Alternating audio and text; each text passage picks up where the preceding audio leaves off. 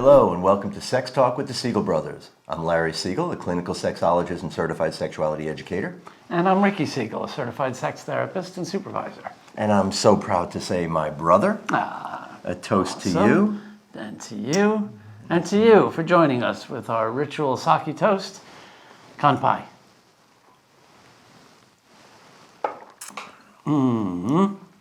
Interesting. Very nice. A little hint of that cherry blossom that comes around the back of it.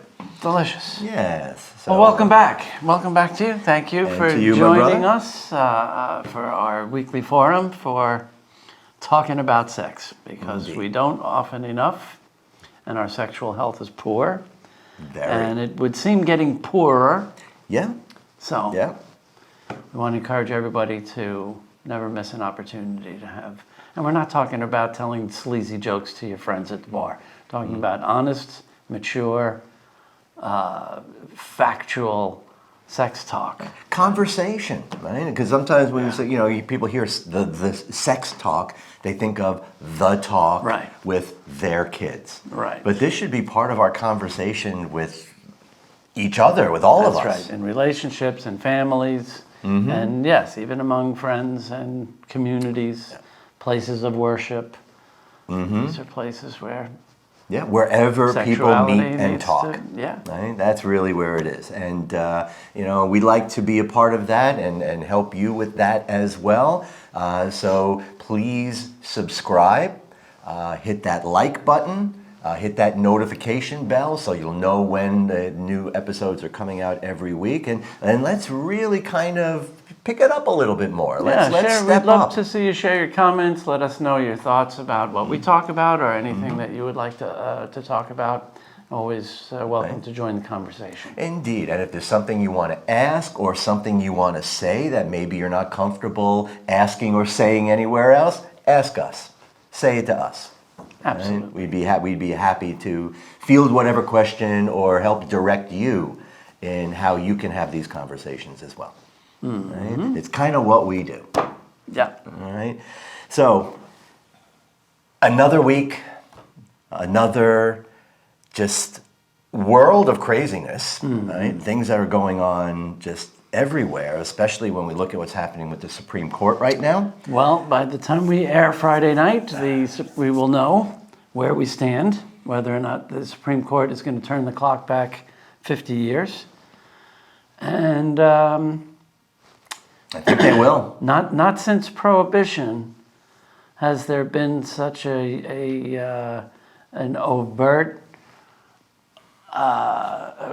removal of people's rights. It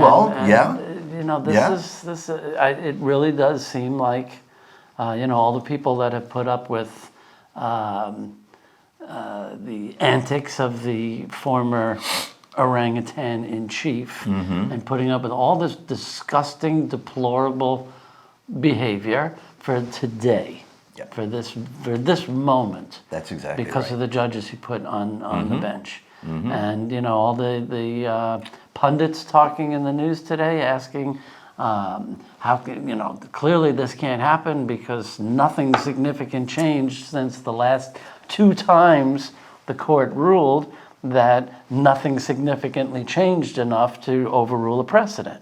Well, I disagree with that. I think the only thing that's changed is the composition of the bench. Yes, exactly. That's quite significant. They're patient, if nothing else. That is right? quite significant, absolutely. And and I'm gonna take what you said just a minute ago, just even a little bit further, because I would also say that not since the Salem witch trials have we seen such an attack on women. Yeah. And women's legitimacy as human beings, right? I thought that was also a done deal. Remember, it was like, I think the year 48 or something like that. Or maybe 320, actually 320, I correct myself. It was around 320, right? First century stuff. The Catholic Church, in this newly formed organization, had to hold this entire conclave and have this big, massive vote. And the vote was won by literally a single vote, where the Catholic Church did, by one vote, decide to acknowledge that women were human beings. Oh, my God. Right? Wow. So we're kind of dipping back into that fettered pond. Well, if I mean, really, the implications of this are just astounding. The shock waves that are going to go through. Basically, as if the country's not split enough, half the country is going to completely outlaw abortion, Right. leaving women with money and means to have to get on a plane and fly to some state where it's legal, and women without means, big steaming plate of tough shit. Right. Well, and again, even women with means that can get on a plane and fly somewhere else where it's legal. It depends on where they live. If they live in Texas, if they live in Mississippi, Then their neighbor, they will be charged. neighbor can file charges against them. That's right. Good citizens that they are in That's Texas. right. Yeah. So it's really astounding, truly astounding how all of these right-wing so-called Americans, right? You're the flag wavers. Right? Yet, how could you be so anti-American? I mean, it really is mind-boggling. Yeah, and all these men who claim to love women, as long as they're That's right. barefoot and pregnant and in the kitchen. Exactly. Now, again, and on that point, right, this is also an issue. And we've been talking about this for as long as we've been talking about this, right? A very, very long time, our entire professional careers. And even before, given the mom we had. And by the way, a quick toast. Today's the anniversary of Mom's birth.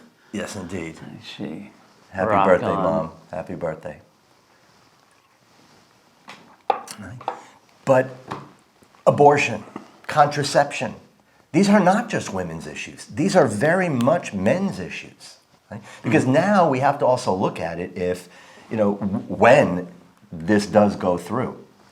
That means women are going to be mandated to be mothers. Where does this leave fathers? Where does this leave the men that got these women pregnant? Mandated fathers. Well, yeah. Right. Right? And I'm sure that's not what most of you wanted that night. Right? So again, this is just absolute craziness. It really is. And I think it's not just an abortion issue. I think this does also dovetail with a lot of issues around masculinity and men's roles and men's responsibility.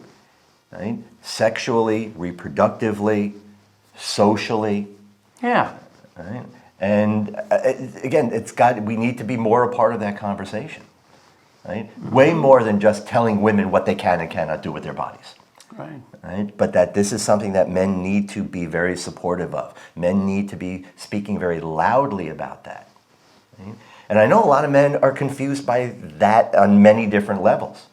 Because this whole concept of masculinity has sort of changed and shifted. And I think we're kind of operating without a script these days.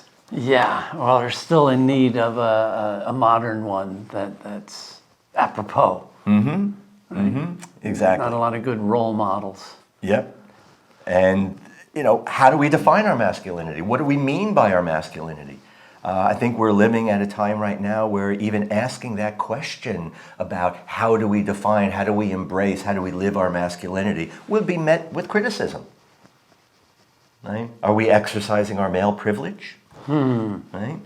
Right? Or are we like every other human being trying to find our way in an ever-changing world? Yeah. Right? I think it's more like that. But there's a lot of confusion. There's a lot of discussion. There's a lot of negativity associated with the concept of masculinity these days. Right? So, Well, we had the chance to talk to a dear old friend of the show, and an old cranky old man, but no, really one of the pioneers, one of the big gun sexuality educators from the West Coast in the 70s. The Institute for the Advanced Study of Human Sexuality in San Francisco, and rubbing elbows with some of those pioneers before making his way up the coast to Seattle, right?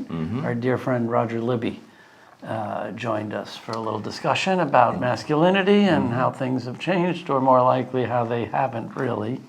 yeah. And well, we've been at this for a little over 30 years. it's probably closer to 40, 45 for him. Yeah. So let's share our conversation with Dr. Roger Libby.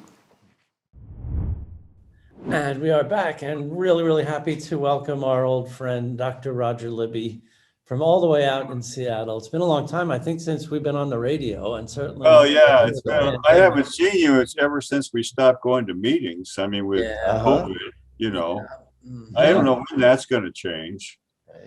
I know life seems to be kind of online these days, right? Well, yeah, it is online, and I mean, it's okay. I just kind of miss the personal, you know, I know. face-to-face. Hey, you're gonna come down to Tampa next June. Hopefully, we'll be together in person again. Is there a meeting down there? I don't know. Yeah, the next year's ASEC conference. ASEC. Well, yeah.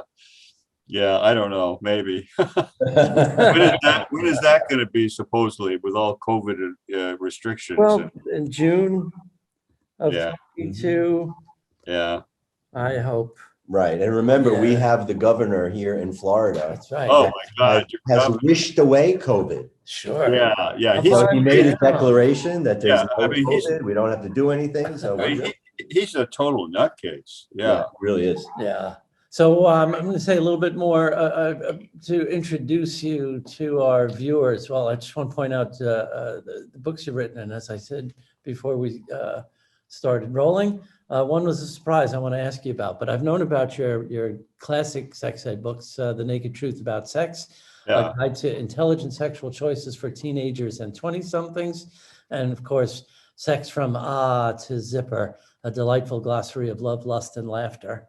Yeah. As I said, I was really surprised to see that you co-authored with the late, great Saul Gordon, who we had a pleasure meeting just a couple of years before he passed away. But Yes. yeah, so that must have been a great experience. Well, it was a very good experience working with him for a couple of years. Yeah. And we did this book together, and part of it was my original stuff. You know, we had a lot about the future of sex, and we had different things. Sexuality Today and Tomorrow, Contemporary Issues in Human Sexuality, 1976. Yeah, 76, which was the year when that was the year I coined the term sex positive. Yeah. Mm-hmm. Yeah. So, so you're a pioneer. I am.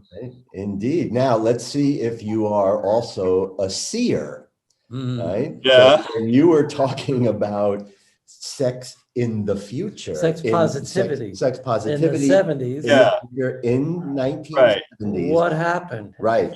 Yeah. Well, Where you know, I in my TED talk, I did a TED talk on the three sexual revolutions. It's on my homepage. And I talked about the next revolution, which I thought would have occurred by now. It was 4 years ago, but along came COVID and everything, and the economy tanked, and it just didn't happen. It hasn't yet anyway. I think it will eventually, but it hasn't yet. Well, how much is politics keeping it from happening? Well, politicians are, for the most part, anti-sex. I mean, they're not, there are a few exceptions, but most of them are not. You know, Bernie Sanders is an exception. If he had gotten elected, I think I had a pretty good shot at developing a national sex education program with him, but it never happened. So now we have Biden, and, you know, it's not the same. Yeah. And I wonder if we're, still in a place where we can have national standards for some of these kinds of things, because everybody, the blatant narcissism that everybody has to have their way. Oh, yeah. And local fighting is, Well, I agree with you completely. I mean, everybody thinks they have a corner on everything, and it's not true. We have to discuss competing theories, and we've got to do research and, have some kind of coherent approach with all this, right? And we don't have that. I don't think so. I mean, we've got a little more research on porn and, sex, like with Nicole Prouse. Her research is very good. Yeah. We just had Josh Grubbs speak for us Saturday at Modern Institutes. Wow, he's brilliant. And it was really refreshing to hear real, genuine research, not this your brain on porn crap that. Oh, yeah, that stuff is just terrible. And of course, Gary Wilson died. Yeah. And I think that took a little bit of the wind out of the sails of the sex addiction camp. Not entirely, but some. No, but yeah, at least that the porn addiction part of it. Well, at least you're not seeing death threats now against Nicole Prouse and everything because he died. Right. And He was some of the people he worked with, though, were also very treacherous. I mean, they were threatening people and everything. I mean, and some of them are right here in Seattle. I mean, they're all over the country. Yeah. So, yeah, I wanted to ask you about that because, you know, we've been in the fight for a long time. Larry and I don't know how many times we preface things by saying in the 30 years we've been doing this. And you've been doing it since the 70s. And so with our like attention span like a mosquito in this country, it seems the Me Too movement has come and gone, or at least we're not talking about it anymore. And even toxic masculinity had its 15 minutes. Yeah. But what's your take now? Again, it's been in the news cycle this week. Some of these right-wing, I would say, kind of Proud Boy aligned legislators are bringing this up again. This war on masculinity, and everything is you know, white guys' faults. Yeah. What's your take? Well, I mean, masculinity obviously has gotten different approaches from different feminist groups. Robert Bly died in the last few days, and he was a pioneer. Oh, I didn't hear that either. Yeah, he just died. It was in the New York Times. Yeah. And, you know, he made contributions, but he was highly criticized. Yeah. You know what I Big mean? guys out in the woods rightly to, so, I to have to say. scream, right? Well, I think rightly so too, in some ways. Yes. I mean, I think he had some ideas that were valid, but he was a little bit much on all the, you know, drumming away in the forest and all that stuff. Right, exactly. And wearing That your is exactly boots what and- I think I'd want to do, spending my time, you know. And, you know, it's like the whole feminist thing is, as you know, it's changed so much, and it's affected how we look at both femininity and masculinity. It's just, and there are all these different camps and they're all competing. And I think the feminist movement is so much in disarray that there's hardly an identity, and then that affects masculinity too. But it seems that only women and right wingers are the Right. ones talking about masculinity. Yeah, yeah, No, men aren't talking. not Well, much. I think men are a lot better in general these days than since we grew up about just having intimate relationships and you know, just being more comfortable with other than just keeping quiet, going to work, bringing home bacon. Yeah, or just having big muscles, or, you know. Right, right. I mean, Which, I mean, masculinity, have we gotten away from that? but it's got to be something more than just physical. Yeah, of course. No, it's the treatment of women and it's the equality. And I think that's really what's the biggest obvious threat to conservatives. Oh, right, yeah. is women Yeah. having a place at the table and having positions of I power. mean, just look at Trump. I mean, you know, Would rather there's not. there's an insecure man if I ever saw one, Oh my God. right? Absolutely. Right? Well, it's got that little hand complex. You know, my hands are perfectly normal size. And probably little penis too. Well, according to Stormy Daniels, like a little mushroom. Right. Yeah, yeah, But see, now that I think there is a good reflection of at least that aspect of what we would call masculinity. That when there was that first remark that was ever made about having small hands, what was his go-to defense? His implication that he has a quote normal penis size. right, The first go-to way to defend. right. Because that's what the perceived insult, that's criticism. what Well, Ruth's insult was about. Look at all the myths about black penises and everything. I mean, you'd think they were walking on them everywhere, you know? Right?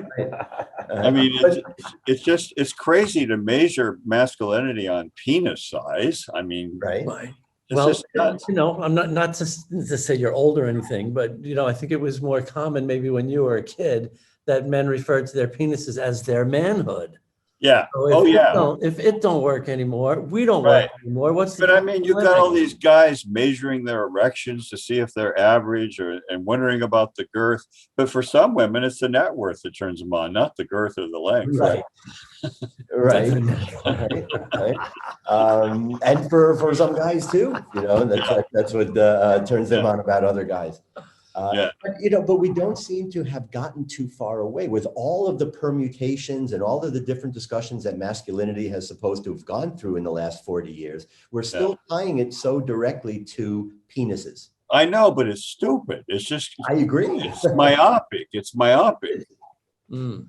I mean, our penises are important, but it's not all of us as men.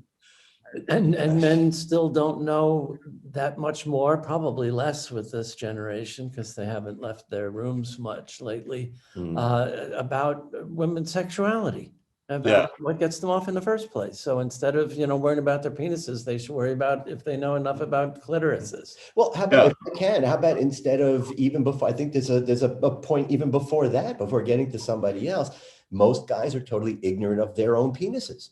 Yeah. And their own bodies and how their own function is. Right. And if they're not obsessing on the size of their penis, they're obsessing on how hard it gets, the volume of their ejaculate.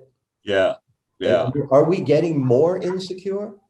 I think in some ways we are as a society. I see it in my practice all the time. Guys are all uptight about their penis size. And then I ask them about what size it is, and they're average. Mm-hmm. Yeah. Or maybe even above average, but they don't know it.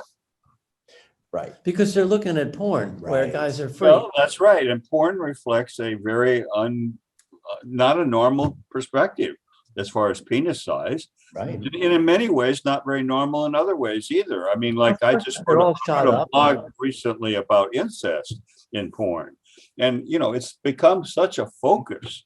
And I don't think that's a reasonable approach. You can't go to any category in porn without seeing incest now. That's right. Any That's I right. think that's Kind of disturbing. that's skewed. It really is. And even when a lot of it isn't actual, it's more portrayal. Yeah, I A know. lot of that stepmom stuff, which they try to use as a buffer. Yeah. But I mean, again, I think it is kind of an obsession. You do see. And there's not much research on the effect of porn on like incest, but I think if we were to do sound research, we'd find some guys who are very screwed up who would say, well, maybe that's okay, to have sex with my sister or my mother or something. You know what I mean? I got criticized for my blog in the site that we're members of, because apparently they didn't think I made a distinction between fantasy and reality, but I think that gets muddy after a while for some of the viewers. You see what I mean? Yeah. Mm-hmm.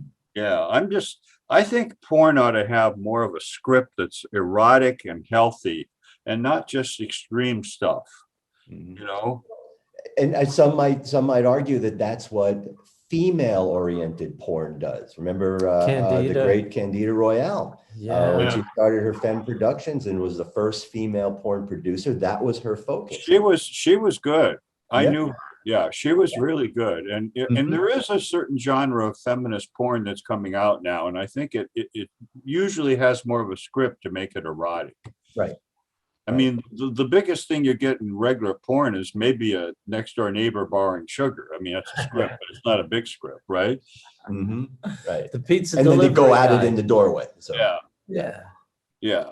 I mean, probably, Larry, you used that yourself. You probably went and borrowed sugar from some neighbor, right? The sugar was too obvious. I usually do neighbor's house or something like that. Yeah. That's funny. That's really funny. Yeah. But it seems like we're so mired in a lot of this stuff. These scripts seem to go very, very deep. And, as we're giving less and less sex ed that's out there, as more and more schools and parents are opposing it and they're preventing it. Again, how often have we spoken about how porn is the de facto sex educator? Well, it is. That's what I said in my TED Talk, not just for teenagers, for all people. Everybody. That's right. That's right. And I don't think it's a very accurate source of sex education. We need sex education in the schools, Absolutely. That's where we need it. That's right. That's right. We need parents to be open and honest in talking to their kids as well. Before, the things that guys are obsessing on because of porn, I think there's been a movement from just their size of their penis, but I've spoken to so many guys and had so many guys talk to me over the years that they're worried that when Yeah. they watch porn, these guys ejaculate like buckets full Hmm. of Yeah. semen, and theirs is only that normal, typical, tablespoon or so. Right. I agree with you completely. Yeah. Well, I don't know. I mean, look at ASEC. I mean, we're all members, but I don't know that it's gotten as far as it should. I mean, it seems to me it's not coherent. You know what I mean? Well, I talk about this often. That conference, I don't remember the year, but of course, the brilliant, wonderful Judith Steinhardt stood up and kind of like take a look around the room kind of moment in one of those plenary sessions and called everybody out for what was really at the time a very wonder bread white organization. Yeah. I think in the past 20, 25 years, it's been one of the most impressive with making it a much more diverse and inclusive organization, bringing in more clinicians from communities of color and marginalized groups. Well, But I at the agree same with all that. time- Yeah. At the same time, I think the curse of the 21st century is that we've always known, you guys from the start of the sexual revolution have always known the social justice issues have to go along with the sexual health, but I think now it's obscuring. Well, Right. I think it's gotten such a focus that we've lost the mission of ASEC in terms of sex itself. Which, That's well, what I think. I mean, look at what's happened to the SARS. They're all watered down. They're not like the SAR was intended to be. And part of that came from ASEC, right? it's changed a great deal. I have to Right. defend a little as someone who provides SAR trainings, but they've changed a lot. But it's not the 8 days of looking at every kind of porn you could possibly imagine, like they used to do in San Francisco. Yeah. Right. Well, my friend David Hirsch feels this strongly I about it. know. We've had him on. He's And I think he's right. yeah. It has. I see the point, though. Right. Though I don't know who nowadays could take 8 days to go off and do that kind of training, and how it would really be critical to. Well, what I'm saying is, of course, I think we should have diversity in ASEC, but Mhm. let's not be politically correct about everything in the way as we do it. You see what I'm saying? Well, because political correctness is what fucks up the works and slows things down. Yeah, it Right? does. We can't make progress. We're frustrated all the time. We talk about frustration and aggravation are the greatest motivators in our careers. Yeah. Because political correctness keeps the progress from happening. I mean, it's not politically correct today to flirt very much because of sexual harassment. Harassment now. And I think that when I was on NBC Nightly News with Tom Brokaw years ago about during the Thomas hearings, I said what we need is a clear distinction between sexual harassment and flirtation with the EEOC. We still don't have it. It's just not right not to make a distinction. I mean, flirtation is innate behavior in every culture. Sure. And one of the things that I want to say about that is I think I ended up doing this for a college that I was working at the time because it had come up. I was actually accused by somebody of sexual harassment. Really? I ran out of the room real quick. I was going to another school and I would have really short amount of time between classes. Do you remember that? But I came out of a sexuality class and I had a diagram that I forgot to turn off the computer. It was a transparency, right? It was on the overhead. No, it was on the projector? computer, but it was basically what you would show a 7th grade class about the female external sexual anatomy. Diagram, not even a photo. It was one of those, I looked at the screen, it turned off. I thought I turned it off and I ran out. And then several hours later, this woman comes in the room, turns on the computer, and this pops up on the screen. Well, she that's was great. mortified. Yeah, well, So that's part of my, but that says something about her. It says a lot about her.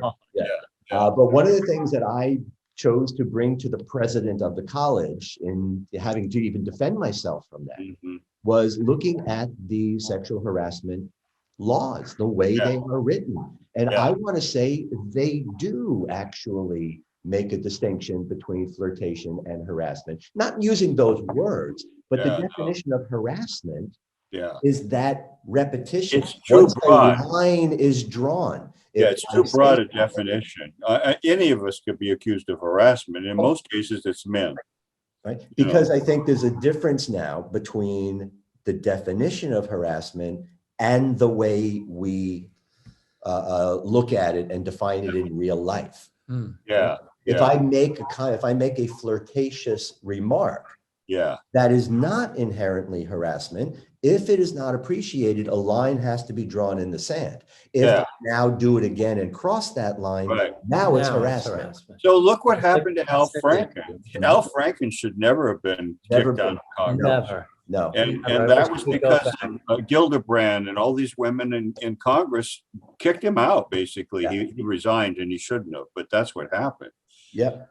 Now he might come back. He's talking about it. I hope, I hope so. wish He was really would, good. because Yes. you know the pieces of shit and the far worse horrible things that they do that will never leave. Yeah. He's a good man, and it was a great senator, and will be again. Mm-hmm. Mm-hmm. Yeah. So, and I hope, So and again, all of this stuff triggers the question again, because a lot of this stuff really is all about what is at the core of masculinity. Yeah. Even people using the terms toxic masculinity. People, again, these idiots like Josh Hawley talking about masculinity is under attack. Yeah. Well, Josh Hawley, I mean, he's just crazy. Just an idiot, That guy is just, he should never have been admitted to that Congress, and he should be kicked out. He shouldn't have been admitted to Denny's. there's a Oh, long I mean, list. Yeah. you got too many of those nutcases in Congress. That's part of the problem, and they're role models for some people. And that's a big part of the problem. So as we continue to try to move forward, how do we help men in general kind of embrace or be comfortable with their own concept of their own masculinity? Well, I think we work on their self-esteem, and we explain that there's more than one way to be masculine, that we're all different, and there's not one narrow approach that we should use, because masculinity is not just something physical, it's something that the way we feel about ourselves, really, right? Mm-hmm. And I think the term masculinity the problem is it's been equated with Charles Atlas. Yeah. And that's too narrow a view, right? Mm-hmm. The muscle man on the beach for Yeah, everybody yeah. younger than 16 doesn't remember who Charles Atlas was. Yeah, yeah, that's right. Exactly. Uh-huh. But there's still- remember there's still- the ads, right? The skinny guy on the beach would trying to impress the girl, and the big muscle guy would come and kick sand on him and take the girl Yeah. away. And so then today you've got the Republicans, defining masculinity in such stupid ways. I mean, Josh Hawley's one example.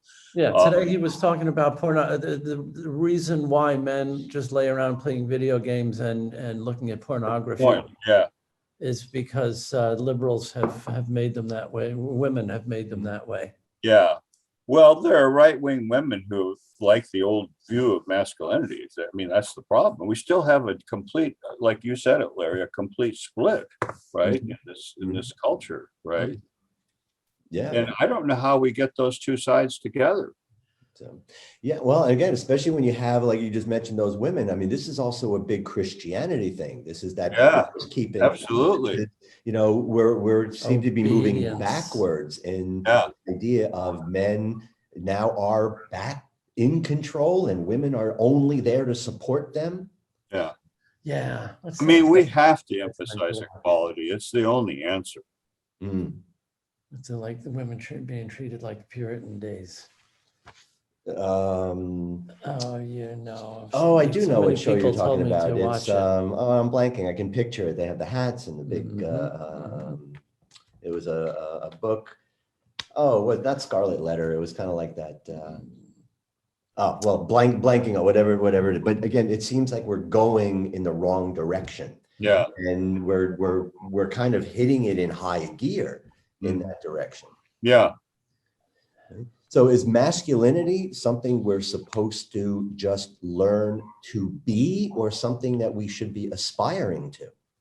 I think it's something we should aspire to, but not the toxic view. Mhm. right? I don't think there's anything wrong with being masculine. I just don't think it should be defined in ways that are kind of anti-female or the male is superior. I mean, that's just not realistic. Mhm. So what would be more realistic? I think more realistic would be for a man to love himself and women and not to let his view of himself get in the way, the toxic masculinity view, right? Nice. Mhm. Sorry. Right. So, yeah, and if I can add to that, I think part of that is, if we look at what strength is, what power is, it's not something that should be used to take advantage of or exploit No, or dominate. It should be something no, to help and to help that's elevate right. other people. Yeah, well, we agree completely. I mean, of course, the sexuality part of it is what confuses it all in Mhm. large part. I mean, I think it is. I mean, we still haven't come to grips with sex in our culture as far as, what it means, what are the motives, what's okay, what isn't okay. It's who initiates. I mean, it's all involved with sex roles, gender roles, right? Right. Right. Which again, if we listen to some of the scripts that are that are being read from today, these are all artificial. These are all completely made up. These are 100% social constructs, and you can basically do whatever you want. Yeah, yeah, In terms of behavior, I would agree with that. Gender roles, but not gender. yeah. Uh-huh. But look at sexual orientation too. I mean, you look at how gays, for example, define their masculinity, and in many ways, it's more traditional with the muscular thing and weight. And, it's still not all that liberated. Yeah. That's an interesting point, and wonder if that would be kind of a masculinity thing or just an aesthetic thing, or is there no difference?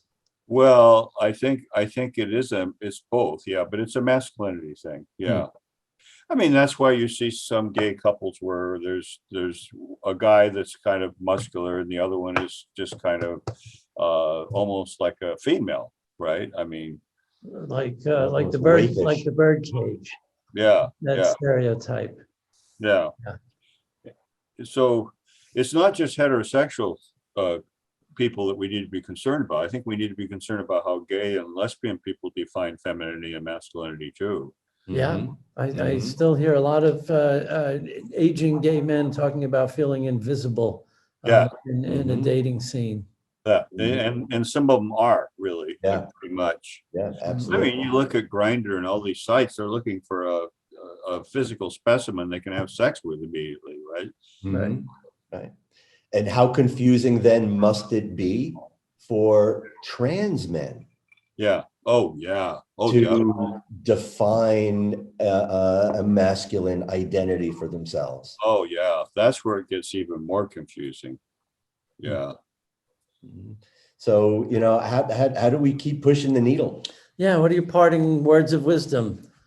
Well, I think we have to be who we are, and we need to grow as people and not see ourselves as some rigid depiction of a man or masculinity, but rather as a sensitive person who has inner strength and can command respect to do good things in society, not just with women or anything, but with everybody. You know what I'm saying? Mhm. Right?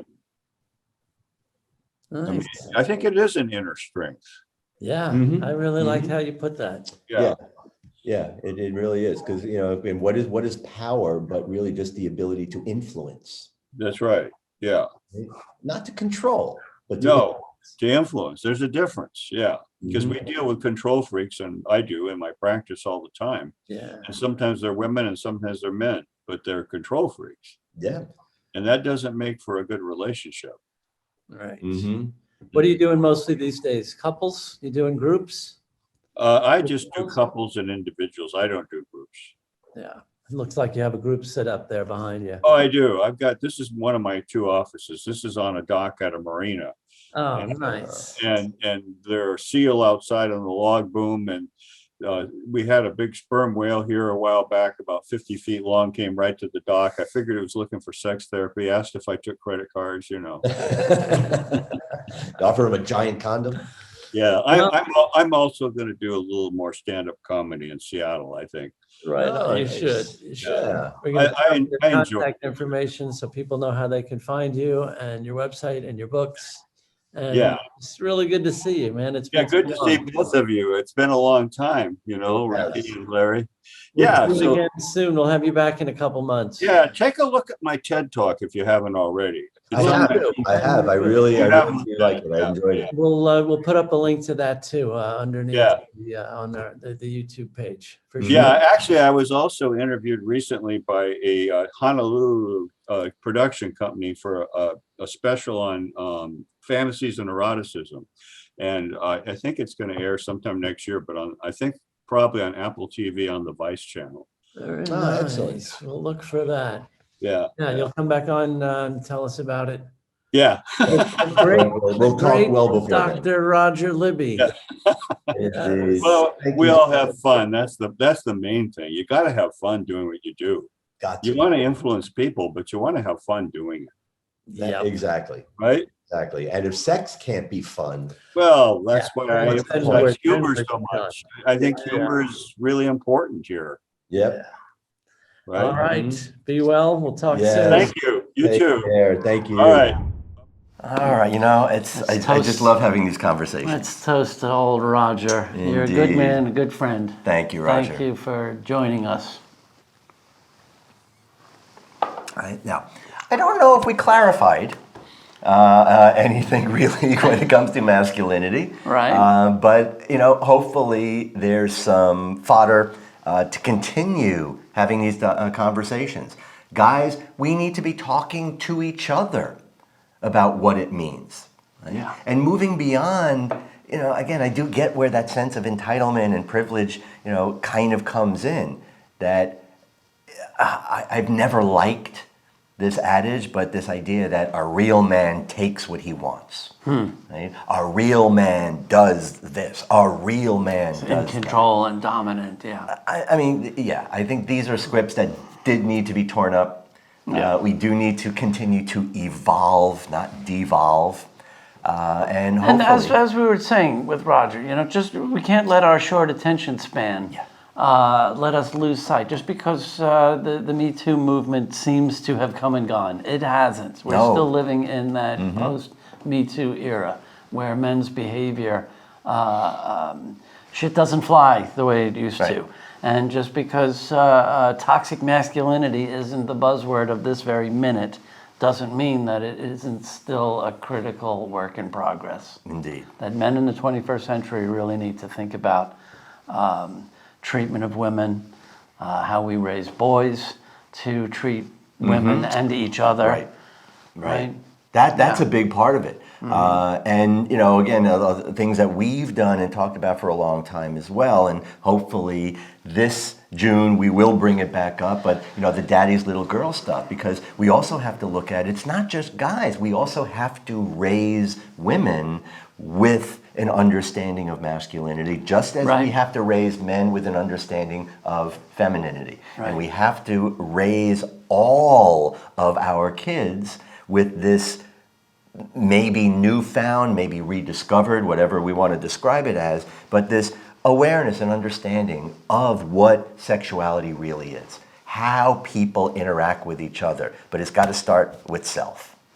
We put too much emphasis on defining the other, and we don't really do a whole lot about defining ourselves. Amen. And I think that's really the starting point. Let's end on that note. Indeed. That's the starting point and our ending point for tonight. One more toast. Thank you again for joining us. Indeed. Here's to all the men in our lives who are trying to Make it better. make it better. All right, thank you. And thank you for joining us, and join us each Friday night for another edition of Sex Talk with the Siegel Brothers. Take care. Thanks for watching Sex Talk with the Siegel Brothers. Join us each week on Friday at 7 p.m. Eastern. You can also follow us on Facebook and subscribe to our YouTube channel to stay on top of the latest developments in the ever-changing world of sex and sexuality.